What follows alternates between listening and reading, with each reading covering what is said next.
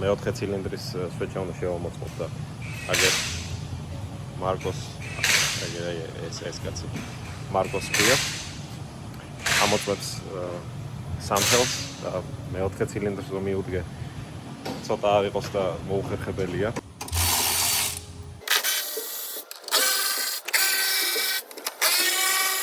Marcos, say hi. Hi. ქარხნული კოლოფი არის შემზღუდავი ფაქტორი და ნამდვილად არ გვინდა რომ გული წაუვიდეს. ამიტომ სიმძლავრე შევზღუდავ დაახლოებით 1000-1100-ის ფარგლებში ბორბალზე. თუმცა ძალიან ბევრი საშუალება აქვს ამ მანქანას. მეოდენ მივყვეთ და ვნახოთ რა გამოვა. ვინც არიცით გეტყვით რომ ეს 2020-21 დაზევით GT500 არის კომპრესორიანი. როგორც ხედავთ აქ კომპრესორი აღარ აყენია და twin turbo-ა. ძალიან საინტერესო გადაწყვეტილება არის. ქარხნული გამშვები კოლექტორები არის დატოვებული და ქარხნულ გამშვებ კოლექტორებზე არის გაკეთებული გადამყვანი, რაზეც კიდია მერე ორი ცალი turbo, ერთი აქეთ, ერთი იქით. ტურბოები ქვევით კიდია და შესაბამისად ვერ დაინახავთ. მაგრამ აგერებს საკმაოდ დიდი ინტერკულერი და როგორც ხედავთ გვერდიდან შედის 1 მილი, მეორე გვერდიდან მეორე მილი და აქედან გამოდის შემშვები კოლექტორისკენ. ამასობაში დაგათვალიერებინებთ აქ რა ხდება. ეს არის ZR1 C6 კორვეტი, რომელიც გამოიმუშავეს ბორბალზე 1250 ცხენის ძალას, სულ რაღაც. ესეც ZR1 კორვეტია. ეს მაგნეს არ გამოიმუშავეს, მაგრამ მაინც შორსაც არ არის. ეს კადილაკი ბორბალზე დაახლოებით 650-680 ცხენი იქნება.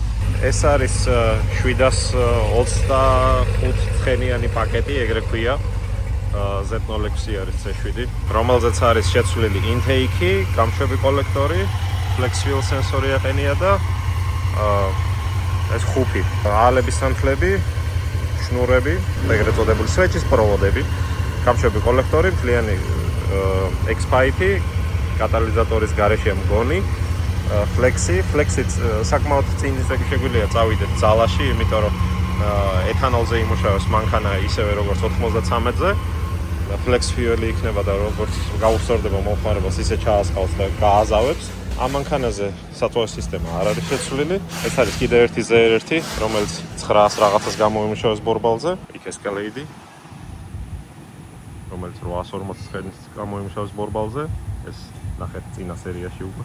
ეს ჯიგარი არ მიჩვენებია, ეს არის Z06, რომელიც მოვიდა ჩაღვინთული. ძრავი იცვლება ახლა ამაში. ნოა. ფაქტიურად ახალი ძრავი. ამაზე არის დაპორტირებული კომპრესორი, რომელიც ახლა კადრში რა თქმა უნდა არ ჩანს. Say hi. Oh, what's up? How do you say hi in Georgia? გამარჯობა.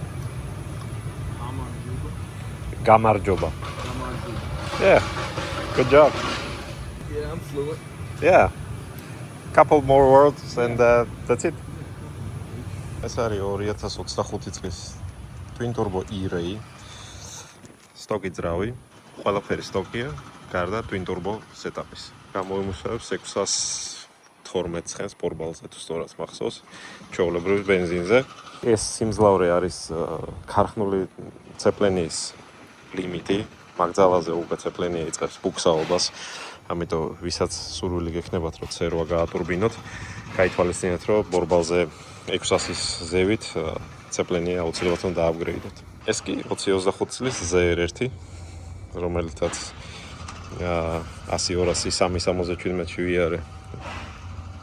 ძალიან მარტივად და აი ამ ბორბლით სრიალს მართალია, მაგრამ მაინც საოცრებაა. ძალიან ცუნცულა. ეს კიდევ ერთი twin turbo C8, რომელიც სხვა შაპიდან მოვიდა, იმიტომ რომ მანქანა გაუმართავია და არ მუშაობს წესიერად და უნდა მივხედოთ, შევცვალოთ turbo kit-ი. ამაზე უნდა დავაყენო ლინკის კომპიუტერი, რომ ვმართო port injection-ი და boost-ი და ასე შემდეგ, მაგრამ ძირითადად ქარხნული კომპიუტერით იმუშავებს ყველაფერი, გარდა port injection-ის და boost control-ის. Port injection-ი იმიტომ საჭირო, E85-ზე იმუშაოს მანქანამ და საწვავის სისტემა ვერ ქაჩავს მაგდენს. და იმის ნაცვლად რომ დიდი direct injection-ის ინჟექტორები და насосები და ასე შემდეგ ვაყენოთ. ამიტომ მარტივი გადაწყვეტილებაა port injection-ი. აქეთ ProCharger NC7 Z06, რომელიც პორტბალზე 1200-ს გამოიმუშავებს, სულ რაღაც. ეს არის მეექვსე თაობის კამარო, რომელიც გადააკეთეს Firebird-ად. მინდა ვიყო Firebird-ი.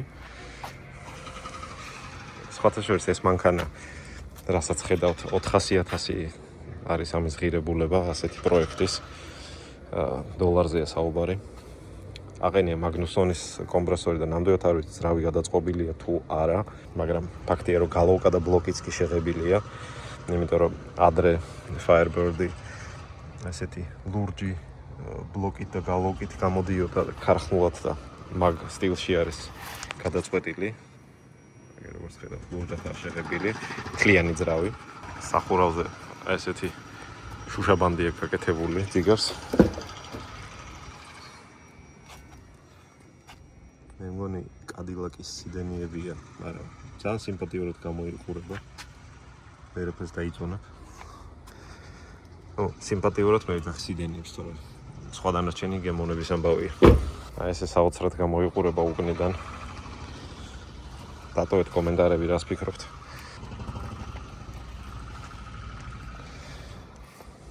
ეს არის Hellcat-ი, დაპორტირებული კომპრესორით და გამოიმუშავეს პორტბალზე 1000 სტოკი ძრავით.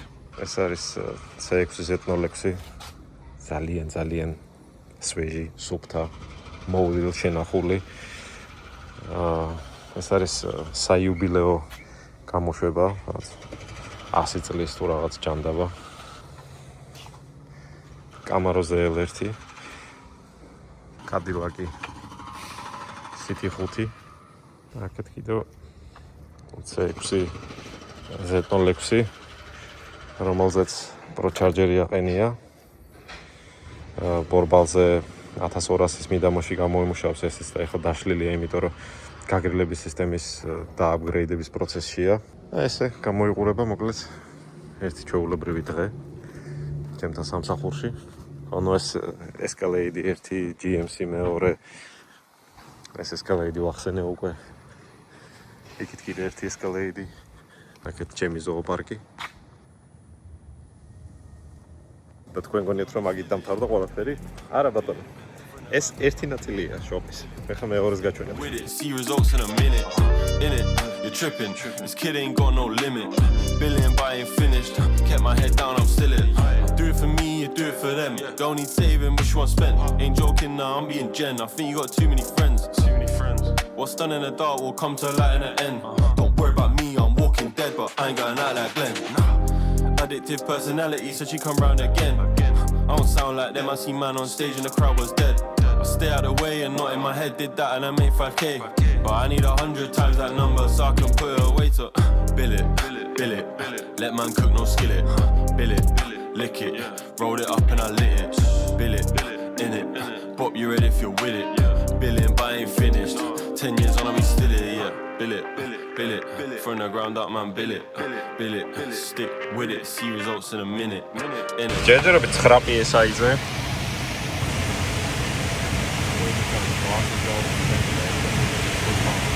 პორტალზე.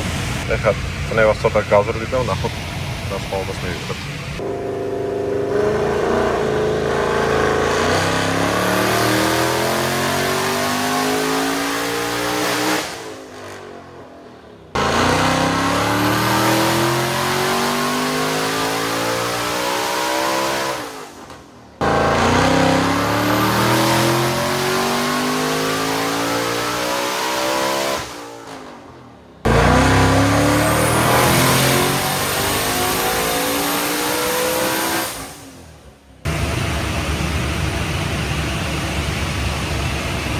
ეხლა 8000 ექსტრას უნდა დავატრიალოთ და ნახოთ რა ძალას გამოიმუშავებს.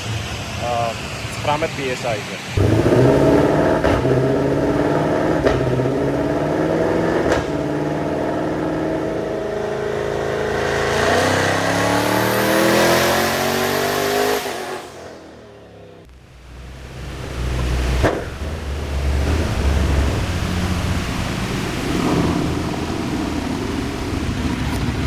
მგონი რომ ფაიტი გაძრა.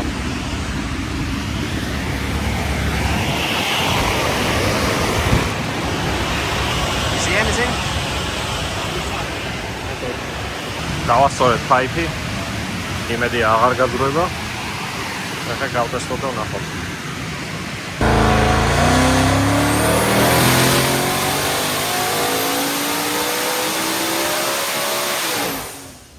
არ ვიცი ნამდვილად რამდენად შეუძლებ ამ Mustang GT500-ის გზაზე გატესტვას, იმიტომ რომ საკმაოდ ინტენსიური მოძრაობაა.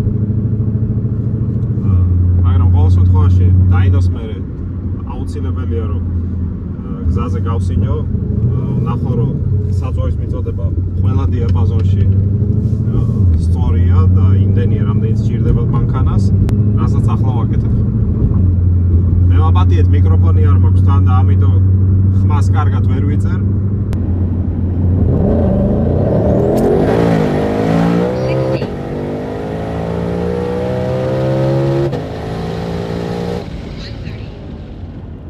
მაშასე მეგობრებო, 60-130 მაილი გავტესტე ამ Mustang GT500-ზე, 100-200 კილომეტრი არ გამიტესტია. Boost controller-ში ყველაზე მაღალი წნევა, რაც მაქვს გაწერილი, გამოიმუშავოს ბორბალზე 1020-1030 ცხენის ძალას. აქ შევზღუდე, იმიტომ რომ კოლოფი არის ხარხნული და ნამდვილად არ მინდა რომ ცეპლინი გაფუჭდეს ან კოლოფი გაფუჭდეს პატრონის ხელში. ამიტომ სიმძლავრე აქ შეიზღუდება და 1280 და რაღაცა ცხენით ნამდვილად არ გადავწევთ მომხმარებელს. გავტესტე ეს ამ სიმძლავრეზე 60-130 გარბენი და როგორც ნახეთ და ალბათ გაიგეთ, მანქანა გიჟივით სრიალებს, მაგრამ ამ სრიალში მოკლედ 5-68 წამში იარა 60-130 მაილი, 100-200 იქნება ალბათ დაბალი 5 წამი, 5-1 ალბათ, არ ვიცი.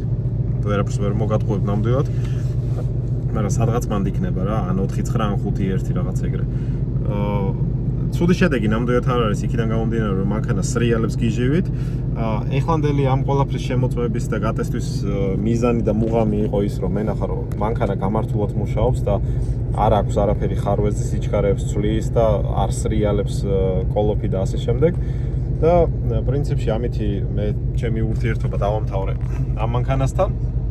ეხა ის დროა რომ დავბრუნე უკან შაპში და გადავინაცვლო შემდეგ პროექტზე.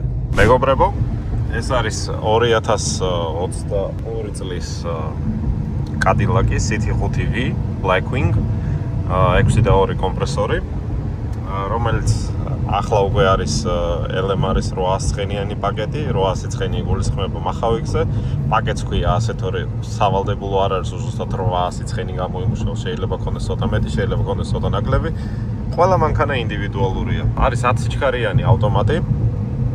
ახლა ვარ ნასტროიგის პროცესში, როგორც ძრავის, ასევე კოლოფის კომპიუტერის.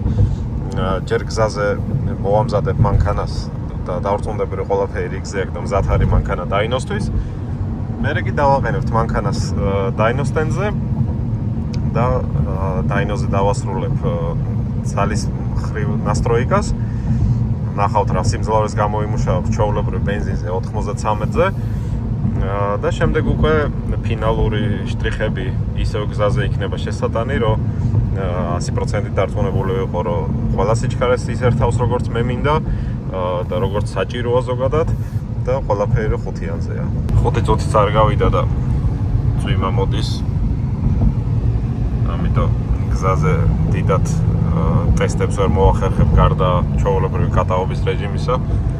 ამიტომ ახლა ცოტას ვიკატავებ, დავაკორექტირებ კატაობის დიაპაზონის მეს და ასე შემდეგ.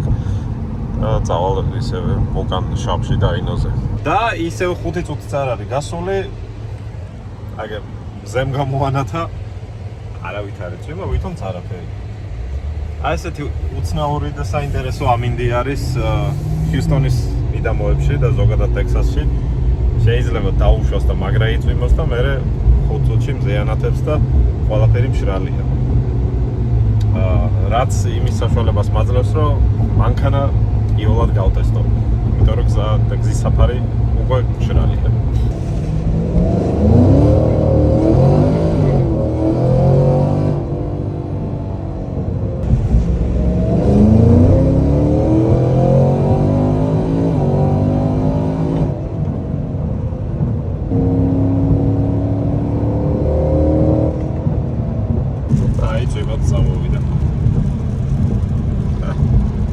საქმის გაკეთება მაცალა. Kid ain't got no limit. Billion but I ain't finished. Kept my head down, I'm still it. Do it for me, you do it for them. Don't need saving, which one spent? Ain't joking now, I'm being gen. I think you got too many.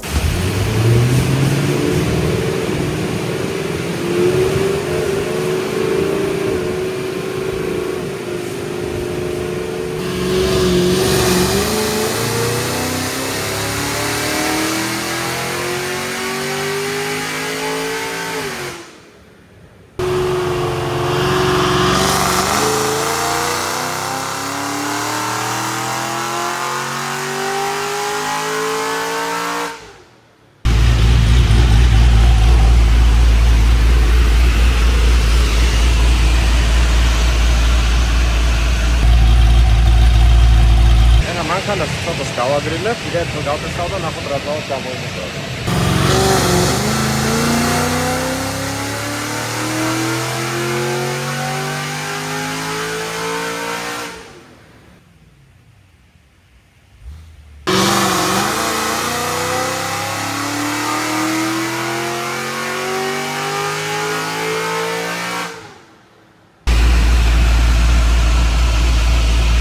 ესე გამოიყურება კაპოტქვეშ.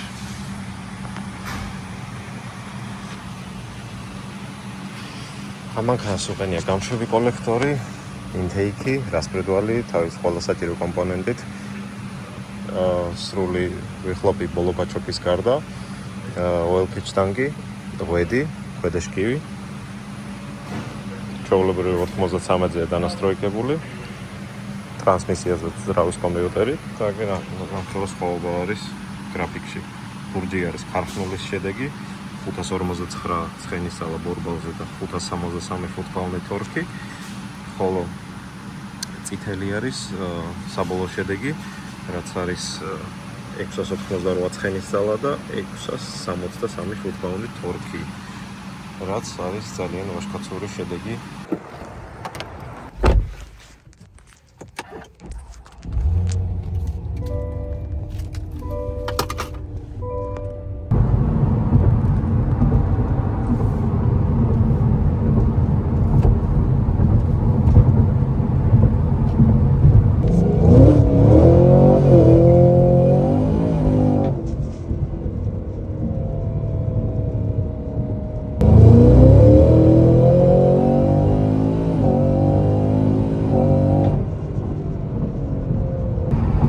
გამო რომ ასფალტი მშრალი არ არის ცოტა ხნის წინ იწვიმა როგორც ვთქვათ მოღრუბლულია ამიტომ traction control-ი ჩართულია და არ ვაპირებ რომ გამორთოს საერთოდ ეს მოჭიდებაში ძალიან დამეხმარება თან ჩვეულებრივი ბორბალი აყენია და სიმძლავრე საკმაოდ შეზღუდავს მაგრამ სამაგიეროდ რაღაცნაირად მოიჭიდება მანქანა და ისე აჩქარდება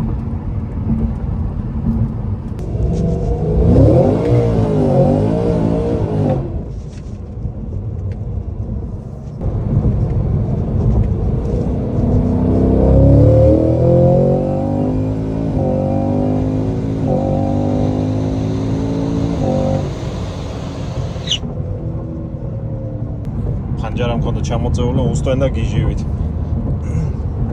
ეხლა გავჩერდები ლოგებს ვნახავ, თუ რამე ცვლილება შესატანი შევიდან თუ არა და მაგითი დავამთავრებთ ამ მანქანასთან მუშაობას. ეს მენიუალში იყო და ეხლა ერთხელ დრაივშიც უნდა გავტესტო, რომ დავწუნდა რომ სიჩქარეებს ისერთავს როგორც მე მაქვს მითითებული. აქ მანქანის ნომერი დევს და ჩხაკუნავს ნერვებს მიშლის. ხო, მოგელ დრაივში გავტესტავ ერთხელაც და მე ჩავხედავ ლოგებს.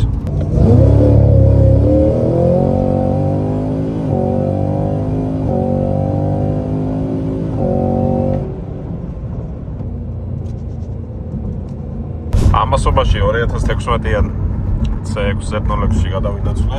სანამ დაინოზე დავაყენებ ჯერ გზაზე ვანასტროიკებ და მე დავაყენებ დაინოზე ორ საწვავზე გავაკეთებ ნასტროიკას 93-ზე და ეთანოლზე flex fuel-ი იქნება მანქანა რაც იმას ნიშნავს რომ მომხმარებელს შეიძლება ჩაასხას ნებისმიერი რაოდენობის ეთანოლი თუ 93 და ნებისმიერ ნაზავზე შეიძლება მანქანას მუშაობა ჩვეულებრივად და გაზაობა და სიმძლავრე შესაბამისად 93-ზე შედარებით ნაკლები იქნება, ვიდრე E85-ზე. ყოლობის ნასტროიკასაც ვაკეთებ თავისთავად, აბსოლუტურად ქარხნული და ამაზე ძალიან მარტივი მოდიფიკაციები იქნება ჩასატარებელი. Intake-ი, გამშვები კოლექტორი, flex fuel-ი.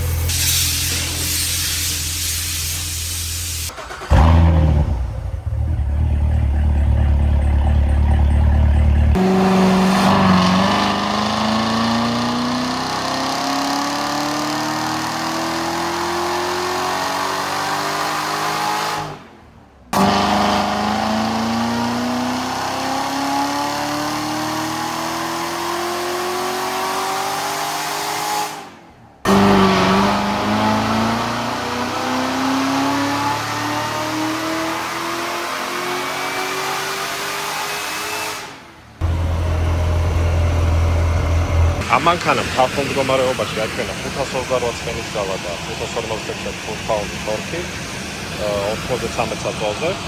ეხლა ჯერჯერობით 93-ზე უნდა დავანასტროიკო და მე გადავალ ეთანოლზე. ამიტომ ნახოთ რა შედეგს მივიღებ.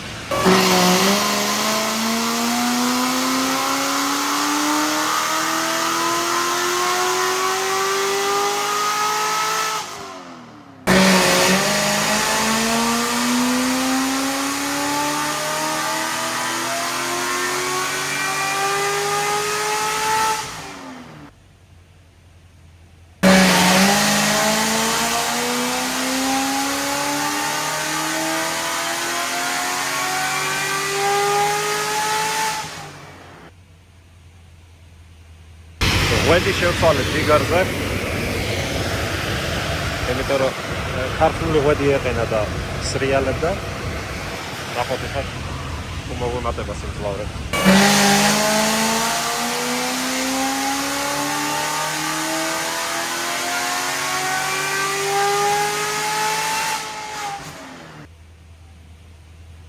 ეს არის ფრენკი. Hey, how's it going, guys? ეს არის ბენზინის შედეგი 553 და 570.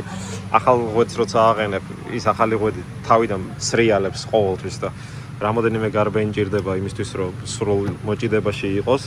იმის და მიუხედავად, რომ დაჭიმულია დოლის პირივით, მაინც რამოდენიმე გარბენი ჭირდება, მაგრამ ერთ გარბენში გამოჩნდა, რომ უკვე უკეთესობა გვაქვს. ეხლა აქ უნდა გადაიხსნას და საწვავი ჩამოვუღაროთ და ჩავასხათ ეთილი. მე რომ ნახოთ რას მივიღებთ simzlaures. This is Zach. Say hi, Zach. Hey.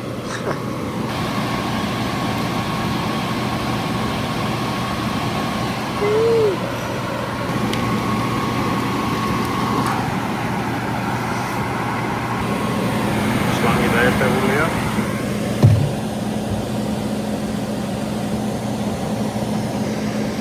Kompjuteri si gadavo programero.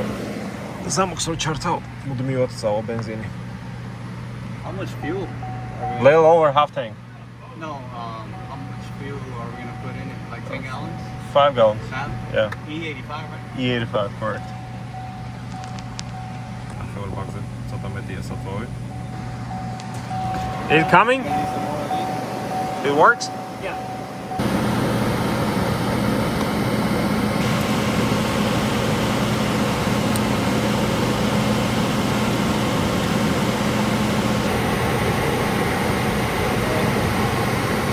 Tanavak საწვავს ჩაასხავე ვიგრები.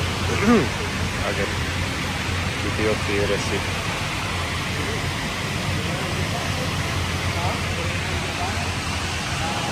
გამოსასწრებელი, როგორც ქართული გულშიტელი აგერაა და რა საინტერესო ფორმაა.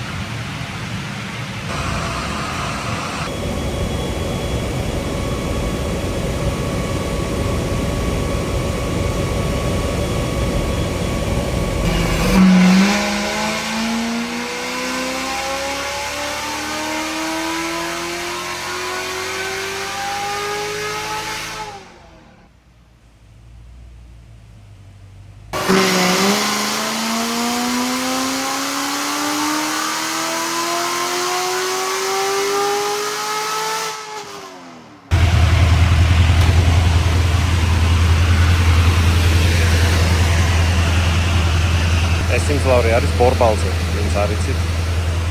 გასის დაინოზე და ჰაფ დაინოზე იზომება წვენი ძალა საბურავზე.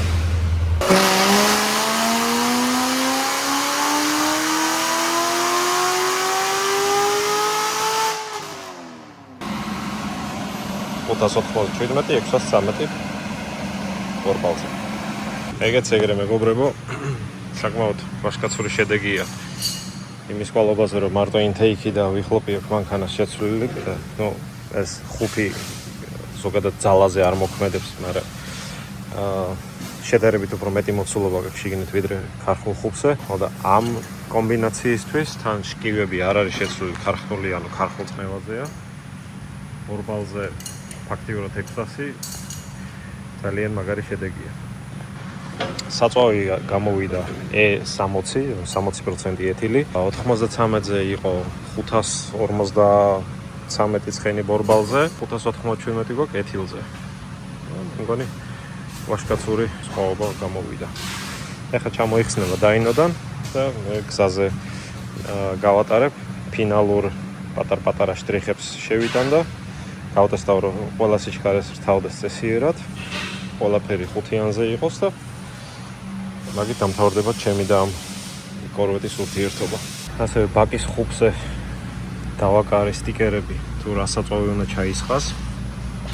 მაგრამ 93 და E85 55%-იანი შემადგენლობით. მანქანა შეგიძლია 60%-ის ჩაასხა, მაგრამ 55 იდეალური იქნება. საწვავის სისტემისთვის.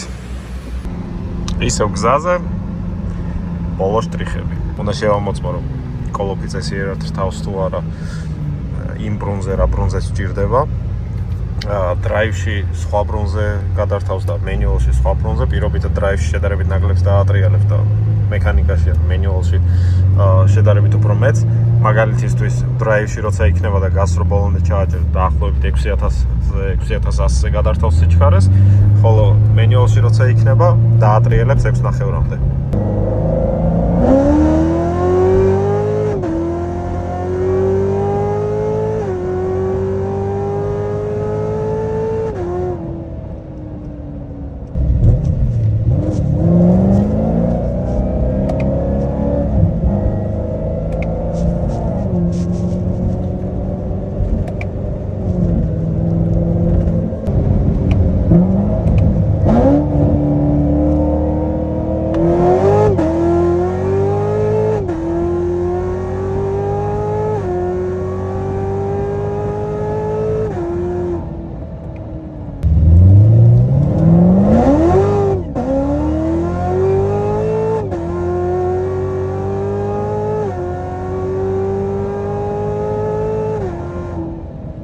დაინოზე ვტესტავ 20-26 წლის Cadillac CT5V Blackwings. ეს არის LD4 ძრავით, კომპრესორიანი, მექანიკა მანქანა და ეხლა როცა ვიწერ ამ ვიდეოს არის 2025 წლის 1 ოქტომბერი და ამერიკაში ძალიან საინტერესო ეს აქვს კალენდარი, მანქანები რომელიც გამოდის მე მგონი წლის შუაში, დაახლოებით ივნისში ან ივლისში თუ მანქანა გამოშვებული, ითვლება რომ შემდეგი წლის მოდელია. ესეც არ არის გამონაკლისი. ახლა გაჩვენებთ მაგალითად მონიტორზე. ახლა დაინოზე როა მანქანა დაბმულეს, ABS-ი და მოცურება და ასე შემდეგ ანთებული იქნება თავისთავად. მაგრამ მანქანა არის ახალი. უკვე 1064 მაილი აქვს კარბენი და აგერ არის ლოგერი, სადაც წერია რომ 2026 წლის მოდელია. და საინტერესო ფაქტი ამ მანქანებზე ის არის, რომ როდესაც ქარხნულ მდგომარეობაში არის კომპიუტერი და არ არის განბლოკილი ტიუნინგისთვის, ძალიან ცოტა პარამეტრის დალოგვა არის შესაძლებელი. მოკლედ ახლა ამოცანა არის რომ ეს მანქანა გავტესტო დაინოზე, რამდენი ცხენი აქვს ნახოთ და მერე 850 ცხენიანი, ეგრეთ წოდებული 850 ცხენიანი პაკეტი უნდა გაკეთდეს ამ მანქანაზე. რამდენადაც ვიცი, მაგრამ კი ბატონო, 850 ცხენიანი პაკეტი იქნება ეს, რომელიც მოიცავს რასპრედვალს, შესაბამის ზამბარებს, ტარელკებს, ინთეიქს, გამშვებ კოლექტორს და ასე შემდეგ. მოკლედ გავტესტოთ ახლა სტოკი მანქანა, ვნახოთ რა ძალას აჩვენებს და მე ჩამოხსნათ და გადავცეთ ტექნიკოსებს, რომ დაშალონ და შეუდგენ საქმეს.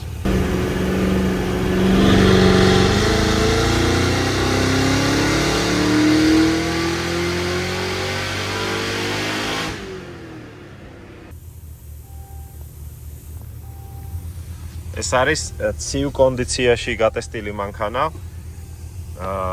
რა თქმა უნდა, რამოდენიმე გარბენს გავაკეთებ და საშუალო რაც იქნება, იმას ავიღებთ შედეგად, მაგრამ ცივ მდგომარეობაში 599 აჩვენა ბორბალზე. ნახოთ შემდეგ გარბენზე რას იზავს.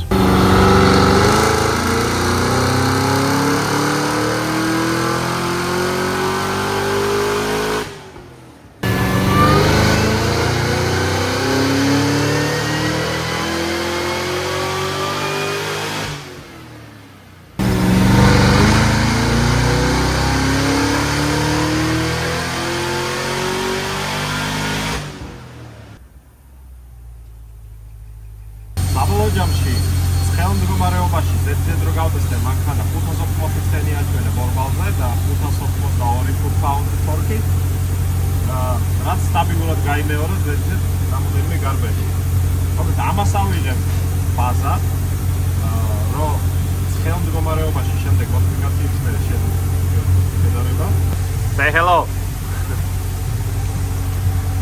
ეს არის ფრენკი.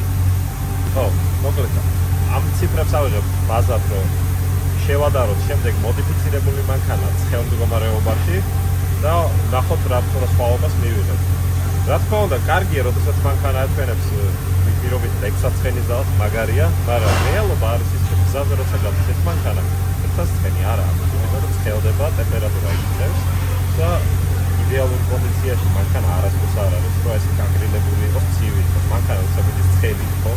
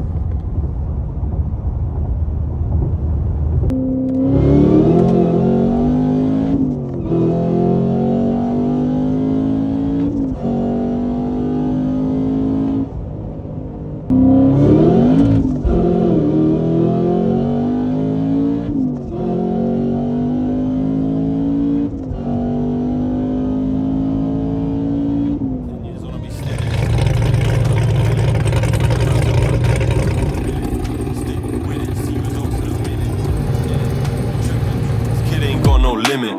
Billion buying finished. Kept my head down, I'm still it.